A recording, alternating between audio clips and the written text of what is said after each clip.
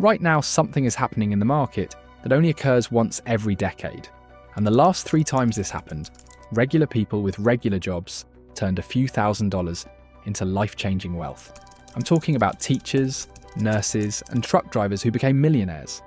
Not from luck, not from insider information, but from recognizing a pattern that repeats throughout history. In this video, I'm showing you exactly what that pattern is, why it works, and how to recognize it when it appears. And when you see what happened in Section 5 especially, you'll understand why the people who profit from crashes aren't the ones who get surprised.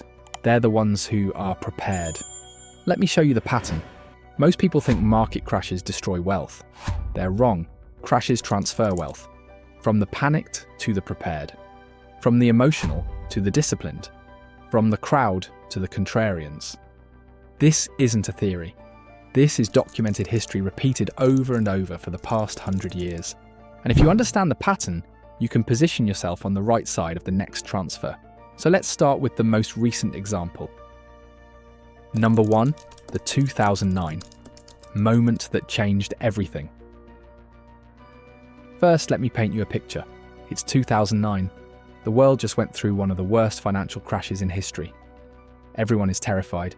Your neighbours are losing their homes. Companies are going bankrupt left and right. The news is telling you the economy is finished. And what do most people do? They panic. They pull their money out of everything.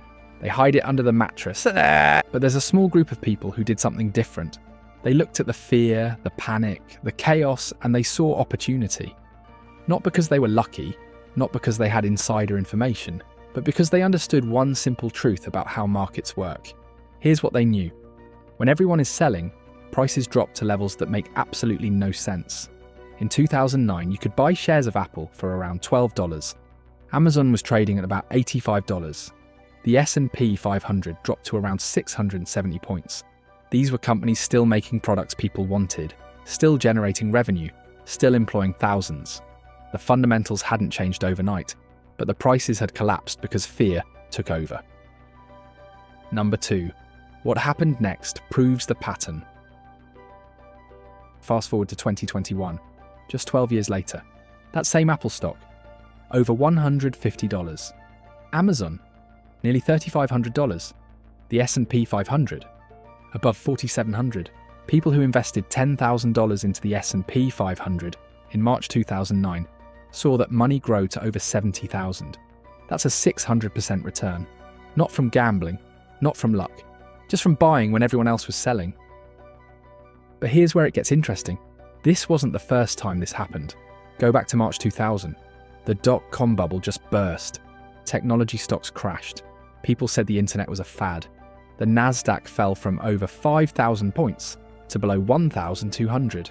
That's a drop of over 75%. Companies like Amazon dropped from $85 a share to just $6. Everyone said tech was dead, that the internet was overrated, that we'd gone back to the old economy. But anyone who bought at the bottom in 2002 watched that money multiply 6 times by 2007. Those Amazon shares that dropped to $6, they're worth over $3,000 today. That's a 50,000% gain for anyone patient enough to hold. But here's what nobody tells you about why this pattern keeps repeating. And it's not what you think, it's coming up in a few minutes. Pay attention. Number 3, why this pattern never stops. Why do markets crash and then come roaring back? The answer is human psychology. Markets are driven by 2 powerful emotions, fear and greed. When things are good, greed takes over. People buy because they don't want to miss out. Prices go up and up until they're way too high. Then something happens. A crisis, a crash, a recession. And fear takes over. Everyone sells. Prices collapse. But here's the key. The actual value of good companies doesn't disappear overnight. Think about it. When Apple's stock dropped to $12 in 2009, did iPhones suddenly become worthless? No, people were still buying iPhones. The company was still making billions in revenue. It was just that fear had driven the stock price way below what the company was actually worth. Same with Amazon. People didn't stop shopping online during the financial crisis. In fact, they probably shopped online even more because they were trying to save money. But the stock price collapsed anyway because everyone was panicking. This is what Warren Buffett means when he says, "Be fearful when others are greedy, and greedy when others are fearful. Number 4. The real person who saw it coming. Let me show you a real example of someone who used this strategy. In 2009, a teacher in Ohio named Veronica was 32 years old. She had about $15,000 saved up. When the market crashed, everyone told her to wait. "Don't invest now," they said. "It's too risky. The market could drop another 50%. You'll lose everything." But Veronica did her research. She read about past crashes. She understood the pattern. She knew that historically, major crashes were followed by major recoveries. So she put that $15,000 into a simple S&P 500 index fund. Not individual stocks, not options or crypto or anything fancy.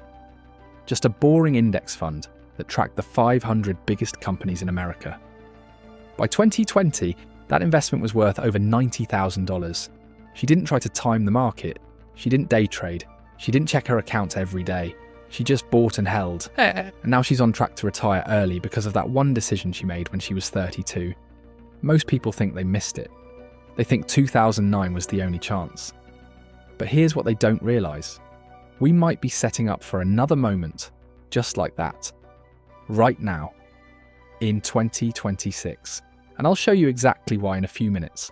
But first, you need to know how to recognise when the moment actually arrives.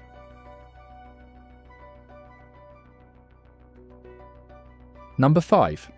How to recognise the moment when it arrives. There are a few clear signs. First, you'll see extreme pessimism in the news. Not just bad news, extreme doom and gloom. Headlines about the end of the economy. Experts predicting another Great Depression. Talk about how this time is different and the market will never recover. Second, you'll see major indexes down 30, 40, sometimes even 50% from their peaks. Not 10 or 15%. Those are normal corrections that happen all the time. I'm talking about real crashes, the kind that make headlines around the world. Third, and this is important, you'll see fear in your own gut. That feeling that says, maybe I should just stay in cash. Maybe this time really is different. Maybe the market won't recover this time. That fear, that sick feeling in your stomach when you think about investing, that's actually your signal that it's time to start looking for opportunities. Because when you feel comfortable investing, when it feels safe, that's usually when you're late to the party.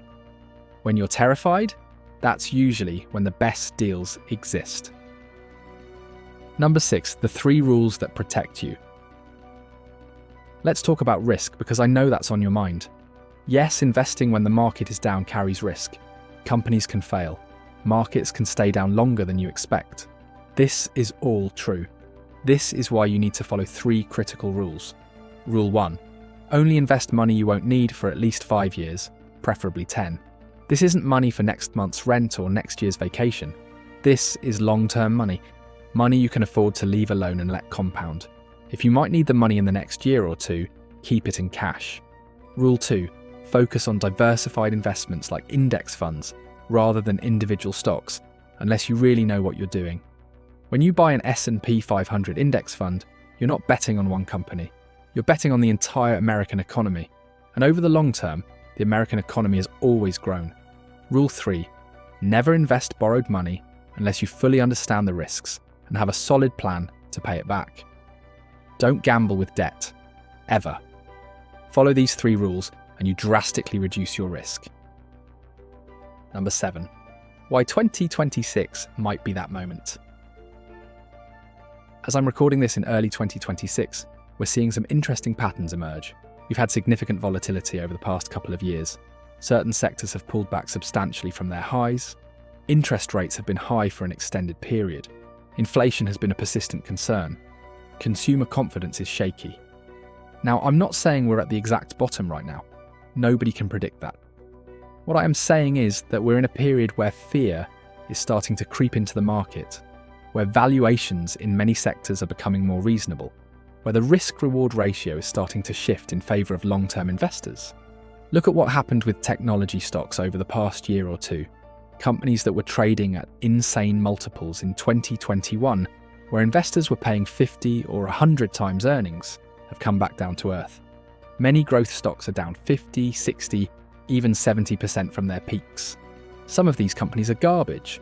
They were overvalued then, and they're still overvalued now, but some of them have real businesses, real revenue, real profits. They just got caught up in the hype, and now they're being punished by the fear. This is exactly the kind of environment where wealth is created.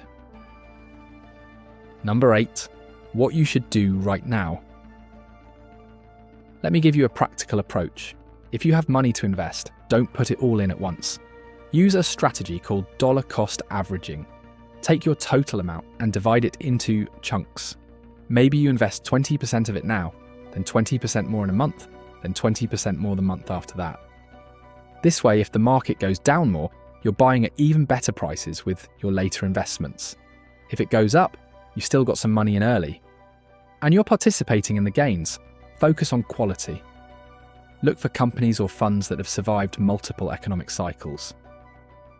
The S&P 500 has been around for decades and includes the strongest companies in America.